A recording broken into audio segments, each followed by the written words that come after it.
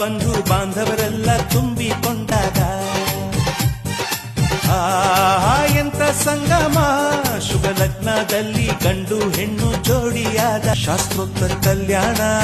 ಏನ್ ಚಂದ ಕೇಳಣ್ಣ ಭೂಮಿಗೆ ಸ್ವರ್ಗಾನ ತಂದಂತೆ ನೋಡಣ್ಣ ಮನ ಬಂದ ಹಾಗೆ ಮಾಡಲು ಮದುವೆ ವ್ಯಾಪಾರ ಅಲ್ಲಣ್ಣ ತುಂಬಾ ಬಂಧು ಬಾಂಧವರೆಲ್ಲ ತುಂಬಿ